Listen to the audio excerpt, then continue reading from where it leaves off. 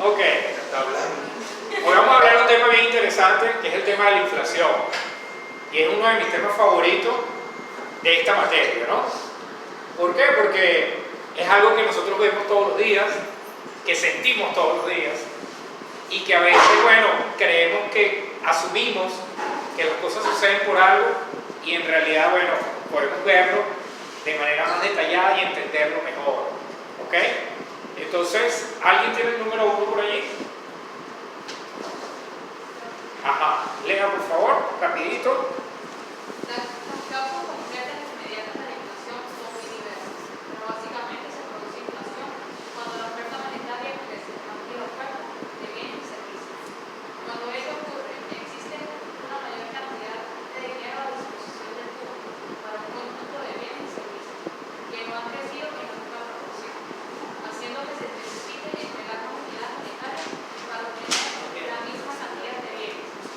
Si los precios aumentan una sola vez, de fluctuaciones particulares no se puede llamar inflación. La inflación ocurre cuando los aumentos de los precios son de manera consistente. Perfecto. Lo que quiere decir Rawan, ¿verdad?, que acaba de mencionar, es que lo hemos visto desde microeconomía, oferta y demanda. Si nosotros en este momento, en este país, hay más dinero que productos para comprar, entonces los productos que están disponibles son más escasos. Y entonces por ser más escasos, aumentan de precio. Entonces, ¿qué pasa? A medida que el gobierno empieza a producir más dinero, y a haber más cantidad de dinero en la calle, por decirlo de alguna manera, eso produce inflación. Bien.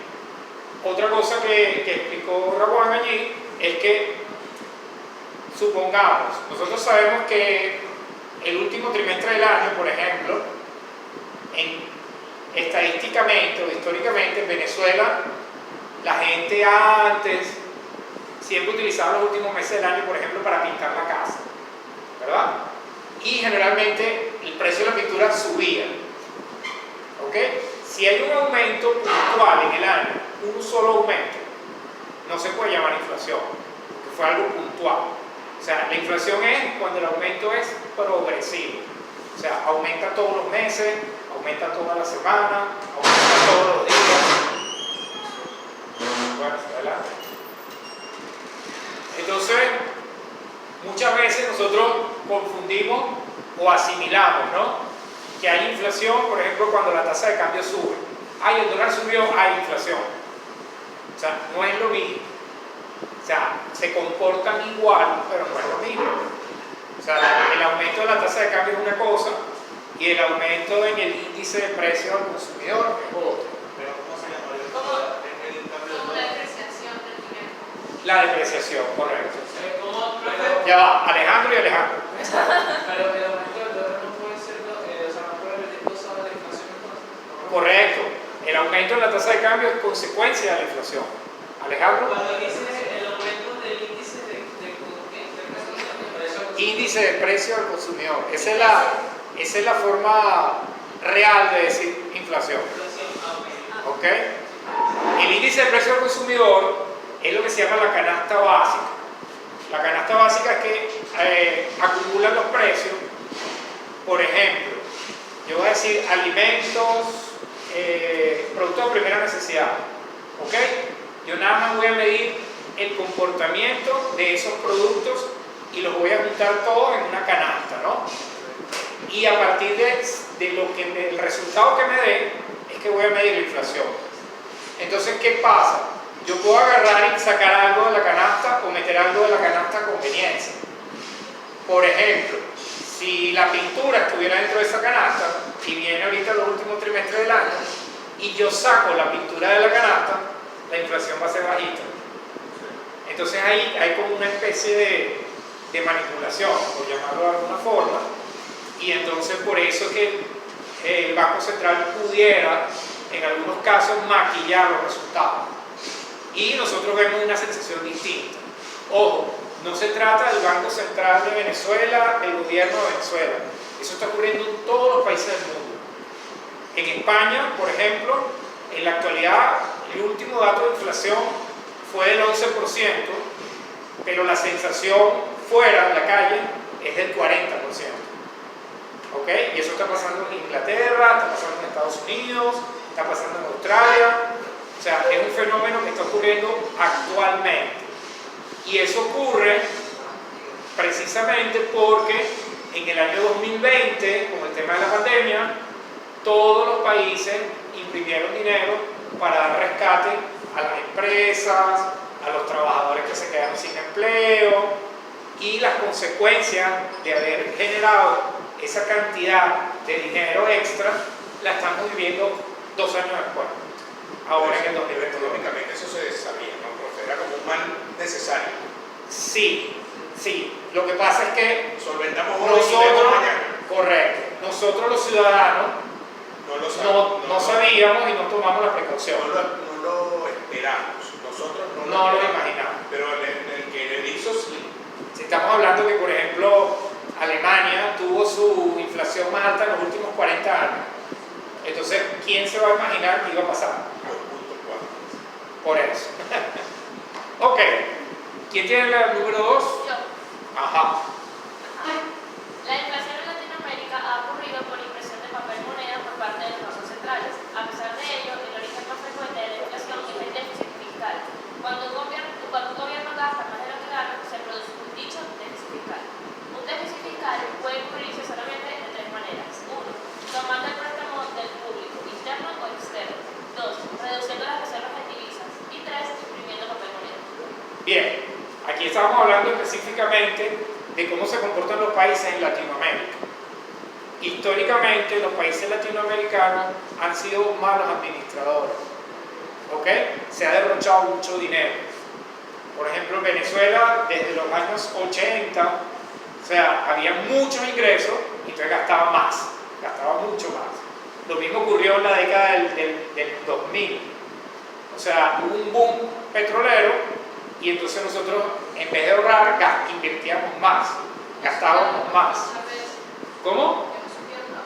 No se supo aprovechar, correcto. Entonces, cuando tú gastas más de lo que ganas, en economía ocurre un déficit. Déficit fiscal, correcto. Entonces, ¿qué se puede hacer para tapar el déficit fiscal? En primer lugar, bueno, vamos a apretarnos los pantalones, vamos a ahorrar, vamos a tratar de reducir los gastos, pero si aún así no es suficiente, hay 3 formas de poder tapar ese déficit fiscal. Léelo de nuevo, por favor. Tomando préstamos del público, interno o externo, reduciendo reservas de divisas e imprimiendo papel moneda. Ok, tomando préstamos del público, interno o externo. O sea, yo puedo o quitarles el dinero a todos los ciudadanos, ¿verdad? O pedirle un préstamo al Banco Mundial o al Fondo Monetario Internacional. O esa es la primera opción.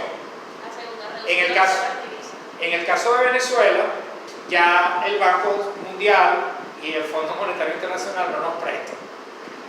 China ya no nos presta, Rusia ya no nos presta. Entonces, ¿qué les queda? Vamos a quitarle la plata a los ciudadanos prestada, ¿no? Pero si aún así no es suficiente, entonces me voy a la opción 2, Reduciendo reservas de divisas. reduciendo las reservas internacionales. Las reservas internacionales, fíjate, en la época del año 2000, como estábamos hablando ahorita, que hubo un boom petrolero, hubo muchos ingresos, aquí el gobierno creó como una especie de cuenta de ahorro, ¿no? Que se llamaba Fondo de Estabilización Macroeconómica. Que es decir, supongamos, nos entraba 20, entonces bueno, yo gastaba 19 y 1 lo guardaba, ¿ok?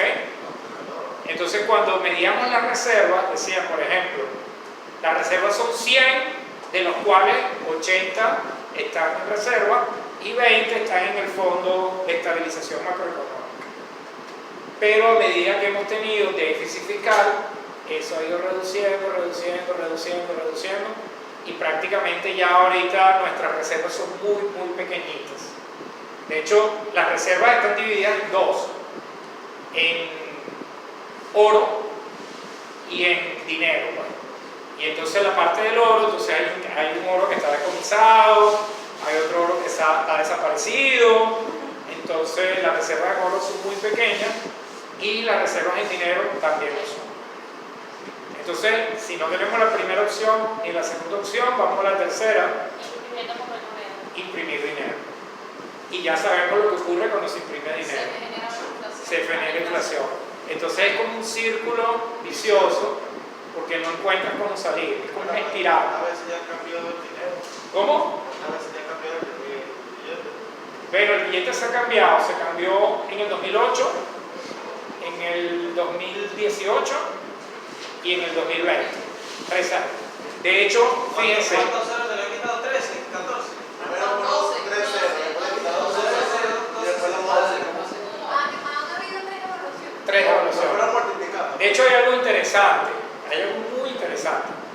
Cuando el tipo de cambio llegó a 10 bolívares por dólar, que fue hace la semana pasada, Sí, sí. bueno, eso significa, sin las devaluaciones, que un dólar eran 1.000 trillones de bolívares. Ay, Dios. Cuando era antes. Ajá. ¿Quién puede escribir cuántos ceros tiene 1.000 trillones? 12 ceros. No, 13. 13 ceros. O sea, un dólar, 1.000 trillones de bolívares.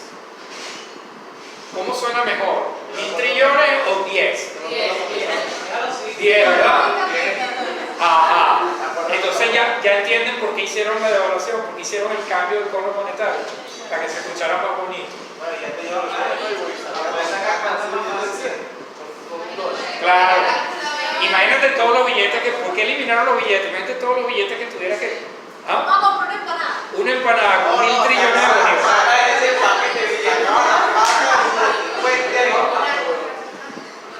Ya, se entiende, ¿no? Ok. ¿Quién tiene la lámina 3? ¿Gabriela? Profe, una manera Ya va. de pedir dinero al público es como por el anclaje legal. Correcto, a través del anclaje. Si subo o bajo en el porcentaje. Correcto. Ya, vamos a escuchar a Gabriela, por favor. Deflación. Aumento del valor de la unidad monetaria como resultante de la baja de precios. Se produce deflación cuando la masa monetaria crece a un ritmo menor que la oferta total de bienes y servicios. En la práctica, esto casi nunca sucede, pues los gobiernos aumentan la oferta monetaria a un ritmo suficiente como para compensar ese crecimiento. De no hacerlo, podrían darse de baja en los salarios nominales. Las situaciones de deflación, por lo tanto, ocurren solo cuando se produce una recesión intensa. En este caso, la demanda global es la que disminuye y no la oferta física la que crece. Ante esta baja de la demanda, la cantidad de dinero resulta insuficiente en proporción con la oferta que ya está en el mercado, por lo que los precios tienden a bajar. Bien, aquí estamos introduciendo un término nuevo, que es la deflación. ¿Quién había escuchado esa palabra deflación? Una deflación. ¿Ok? Claro. Primera vez que se escucha, ¿no? Eso es porque generalmente estamos acostumbrados en nuestro país, por ejemplo, a que sea inflación. ¿Y qué viene siendo la deflación? Prácticamente lo contrario. ¿Ok? En vez de que los precios suban, los precios bajan, ¿no? Y si bien pareciera, pudiéramos pensar que es algo positivo, claro que si pensamos que la inflación es mala, la deflación pudiera ser buena, en el fondo tampoco es tan buena. ¿Ok? Es que tiene que ver con un equilibrio, ¿no? O sea, un término medio. O sea, inflación y inflación siempre son malas. Siempre son malas. O es que sube o que baja. Claro, ¿por qué es malo? ¿Por qué es malo? Yo les voy a explicar por qué es malo. Fíjense, el mejor ejemplo de la deflación fue lo que ocurrió en pandemia. ¿Ok? ¿Qué pasó en pandemia? Se paralizó todo. Vamos a hablar aquí de Venezuela. Todo el mundo estábamos en casa, en cuarentena, no salíamos. Y al no salir, no comprábamos nada. Prácticamente lo que comprábamos era alimentos. Pero fíjate, no pagábamos alquiler, no pagábamos servicios básicos. O sea, por ejemplo, en ese momento recuerdo que el DirecTV estaba gratuito. ¿Se acuerdan de eso? Entonces no gastábamos nada. O sea, no había gasolina, por ejemplo, aquí en la isla, entonces tampoco comprábamos gasolina, y si no comprábamos gasolina tampoco salíamos mucho. O sea, todo estaba detenido. Entonces, al no haber demanda, la oferta, ¿qué queda de hacer por la oferta? Mira, vamos a bajar los precios, a ver si alguien compra. De hecho, en el video que yo les grabé, yo ponía el ejemplo de, fíjense, la cuarentena como tal empezó en marzo del 2020 y el Sambil estuvo cerrado como hasta septiembre, más o menos. El primer día que abrieron el Sambil, tú entrabas y tú veías en tiendas zapatos a $1. A $1. Entonces decías, bueno, pero ¿cómo? O sea, ¿por qué están haciendo eso? Porque era una manera de incentivar a la compra y de reactivar la economía. Entonces, como decía Gabriel ahorita, la deflación ocurre justamente después de un periodo de recesión. Y el periodo de recesión era el mejor ejemplo de la pandemia. Alejandro. No debe ser como lo de la luz, que había tiempo en los que no pagamos y ahora nos cobran pero tenemos precios muy bajos. No podría ser eso. ¿Cómo? No te El entendí. servicio de la luz. Ajá. Porque antes no lo pagamos ni siquiera. Y ahora están cobrando pero un precio muy bajos. Siempre se necesitó todavía Claro, es como una forma. incentiven, ¿no? Sí, continúa. Necesito que me incentiven poniéndomela gratis porque igual la voy a necesitar, así te a $1 o a 5 minutos. Claro, eso fue es una estrategia para que la gente vuelva a pagar. Pero en el fondo no debería ser un ejemplo porque es un servicio indispensable, ¿no? O sea, si te pones a analizar un poquito, todavía es difícil de entender por qué dejamos de pagar. Pero, profe, yo de la manera que lo veo, desde mi punto de vista, es que dejamos de pagarlo o dejaron de cobrarlo porque era una manera de que no reclamaras el mal servicio. Correcto, sí, tiene mucho sentido. Tiene mucho sentido. O sea, no te cobro la luz, entonces que te vengo te vaya, ¿qué te preocupa? Pero si pagamos, no hay mal servicio. Porque con No ese debería, dinero no debería. tienen la tubería. Si pagas ese servicio, no debería haber un mal servicio. Mira, yo les voy a poner un ejemplo. Yo viví un tiempo en Chile y una vez hubo un apagón desde las 2 de la tarde hasta las 6 de la tarde en toda la ciudad, en toda la capital de Santiago de Chile.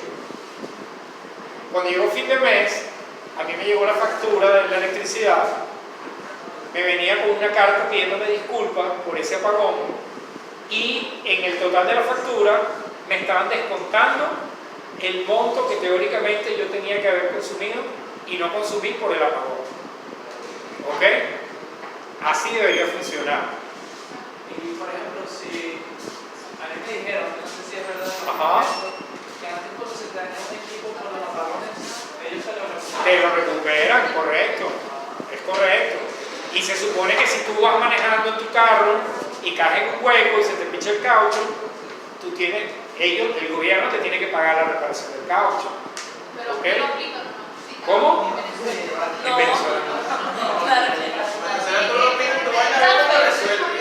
Profe, por ejemplo, en mi urbanización, al frente de mi urbanización, Ajá. había un hueco en la calle, un hueco gigantesco. Mi papá íbamos manejando un día de noche, no lo vio, cayó en el hueco, se le rompió el caucho. Él tuvo que arreglar el caucho y el hueco. Tuvo que pagarle a un señor de identificación para que rellenara ese hueco con tierra y ajá, porque si fuera para el gobierno, bien gracias. Pero una organización, entonces eso no creo que sea. No, pero no, el hueco no está en mi urbanización, está en la avenida. O sea, En la si tú sales- entrada, pues. Pero todos En la los carros vía. de la urbanización pasan por ahí. Sí, pues, Y por eso es que tienen que pagar. Bueno. Entonces, fíjense, yo acabo de mencionar que los países de Latinoamérica son malos administradores, ¿no? Estadísticamente. Y que siempre hay inflación. Pero, por ejemplo, yo les puse en la lámina, les puse dos ejemplos, justamente del año 2020. El caso fue de Colombia y de Honduras, que durante los meses de mayo del 2020 hubo deflación. Porque, claro, estaba todo paralizado. Entonces son ejemplos reales de cosas que ocurrieron. Generalmente los países que tienen deflación son economías muy estables, como por ejemplo Japón, que más bien cuando ellos tienen deflación se alarman como si nosotros tuviéramos inflación. Nosotros aquí con la inflación ya estamos como relajados, ya estamos acostumbrados. ¿Ah? Sí, correcto. ¿Quién tiene la lámina 5?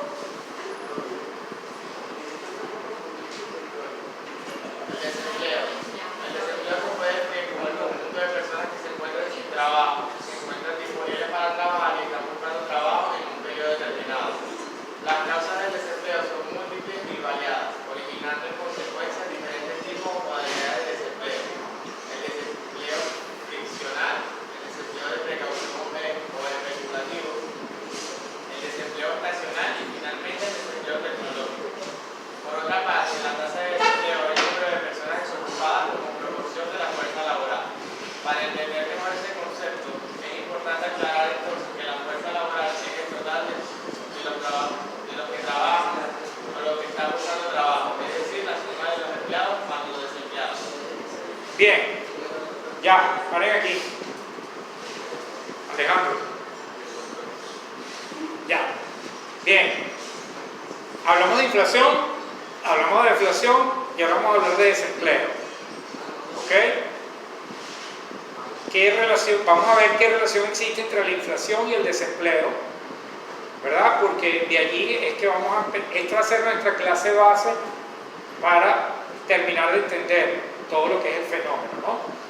Y el desempleo, la forma de medir el desempleo es a través de la tasa de desempleo. Entonces hay algunas cositas técnicas que es entender lo que es el desempleo como tal, cómo se mide la tasa de desempleo, cuántos tipos de desempleo hay y finalmente entender realmente lo que es el desempleo como tal. Porque ¿quién considera aquí que está desempleado? ¿Hay alguno solo? Ok, si nosotros estamos estudiando y no estamos trabajando, ¿formamos parte de la fuerza laboral? ¿Sí o no? No, yo creo que no. Estadísticamente no. De la fuerza laboral. Léelo ahí, León, de la última parte de la fuerza laboral. Creo que sí, porque Ajá. o sea, somos ya adultos y ya formamos parte de la gente que debería. No son vagos, pues. Vamos a ver qué dice la fuerza laboral, Joana. Por otra parte, la tasa de desempleo es el número de personas desocupadas como proporción de la fuerza laboral. Para entender mejor este concepto es importante aclarar entonces que la fuerza laboral es el total de los que trabajan o los que están buscando trabajo, es decir, la suma de los empleados más los desempleados.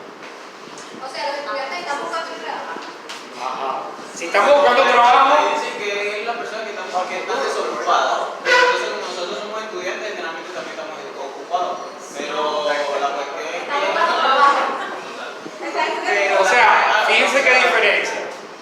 Si yo no tengo empleo, pero si estoy buscando trabajo, formo parte de la fuerza laboral. Pero si no estoy buscando trabajo, ya no formo parte de la fuerza laboral. ¿Se entiende? Profe, o sea, Si ustedes están dedicados 100% a estudiar, no son fuerza laboral. Entonces, ahí hay como una pequeña diferencia, Alejandro. en asociación con eso, tenía como que antes había como que una ley de ir a la misa obligatoriamente, si no estudiabas, no trabajabas. Ajá. O sea, eso siempre con eso. O sea, de que si no estudiabas, no, o sea, no pensaba que era formar parte de la fuerza laboral, pero sí pensaba de que no entrabas como tal en la estadística. Pero esa fue mi asociación. Bueno, eso se aplicaba antes aquí, pero en otros países se aplica. Correcto. Pero entonces, o sea, para eso aplica eso que estás poniendo ustedes de la fuerza laboral. Es correcto. Por ejemplo, en el caso aquí de Venezuela. ¿Bien? Allí, Joandrin mencionó unas clasificaciones de los tipos de desempleo. Eso, por favor, tienen que investigarlo. ¿Ok? ¿Qué es el desempleo friccional? ¿Qué es el desempleo? Léelo de nuevo, por favor. El desempleo friccional, el desempleo de precaución, el especulativo, el desempleo estacional y finalmente el desempleo tecnológico. Ok. ¿Qué puede ser el desempleo estacional, por ejemplo? Dependiendo de la época. Correcto. Por ejemplo, en Navidad, hay gente que trabaja solo en Navidad, ¿verdad? Porque en una tienda, los que hacen hallaca, o por ejemplo gente que solamente trabaja en vacaciones. Eso también podría afectar más que todo la gente que busca trabajo. Bueno, por lo menos más que todo lo que es la parte de hotelería, porque eso más que todo Correcto. por temporada. Bien. Pero eso no sería más que todo. Ya va, Alejandro y George. Y el desempleo tecnológico. El desempleo tecnológico. Ok, muy interesante. ¿Cómo? Profe, los gaiteros. ¿Lo qué? Gaiteros. Ajá. Otras actividades. Son las personas que dejaron de trabajar por los avances tecnológicos. Claro, imagínate que empiezan los avances tecnológicos y te quedaste por fuera. Entonces el que ponía la tapita a la pata colgate y vino a la máquina y se la puso en un desamparado que era Correcto. George, vamos a escuchar aquí, por favor. Por estaciones, por estaciones. Ah, Bueno, pero la mayoría de esos trabajos los agarran jóvenes. correcto. Por ejemplo, en otros países, hey, aquí por favor, en otros países es muy común que la gente tome vacaciones en verano. Entonces hay personas que trabajan para cubrir a aquellas personas que están de vacaciones en verano. Es solamente trabajan para cubrir las vacaciones. Eso uno, jóvenes o incluso personas que no están trabajando durante el año, pero los contratan para hacerle las vacaciones a alguien más. ¿Bien? Número 6. Pero también esos son, algunos de esos trabajos son buenos trabajos. Sí, claro. Porque son de esas canciones fuertes. Correcto.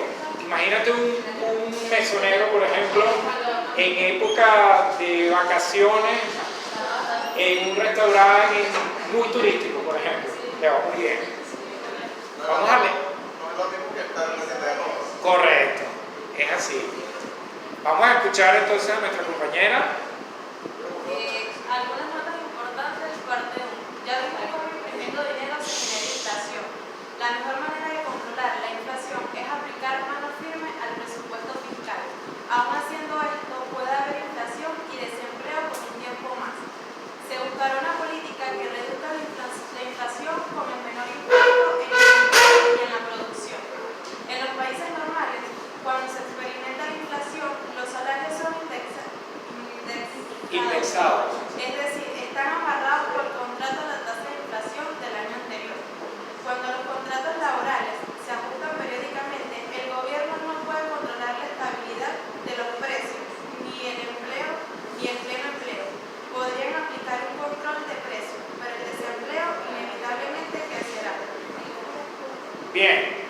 Aquí vamos a ver la relación entonces entre la inflación y el empleo. ¿Ya? ¿Ya? ¿Ya por ahí? ¿Estamos listos? Ajá. Fíjense, los gobiernos tienen que encontrar un equilibrio entre inflación y desempleo. Porque cuando nosotros bajamos la inflación, aumenta el desempleo. Y viceversa. Hay una relación inversa entre ellos. ¿La pueden ver? Y cuando bajamos la inflación, aumenta la tasa de De desempleo. No debería ser al contrario. O sea, mientras más empleo, menos inflación. O sea, mientras más barata es la vida, menos gente quiere trabajar. O sea, cuando aumenta la inflación, también aumenta el desempleo. No, es al revés. Mientras Cuando más aumenta la inflación, disminuye el hay más desempleo. Y cuando aumenta el desempleo, Mientras menos Tú bajas los precios, de tu tienda y tienes 3 empleados, botas a uno a quedarte con 2. Claro, sí. Podría ser inflación, también es más fácil, más difícil pagar a los empleados. Porque la gente no te compra. por eso botas al revés, por eso es que botas al revés. por eso es que no tiene que ser Ok, analice. Menos empleo. No debería ser algo porque es tan caro. O sea, mientras baja la tasa de inflación, hay más empleo. Yo pensaba que Nazaret, ¿puede leer de nuevo esa parte de la inflación? Presten atención. De nuevo, todo. No, la No, última, la la parte parte de la inflación.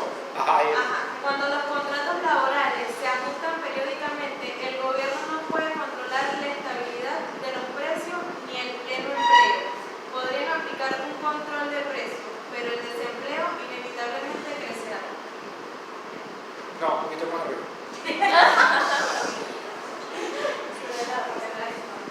En los países normales, cuando se experimenta la Un inflación, poquitico más arriba.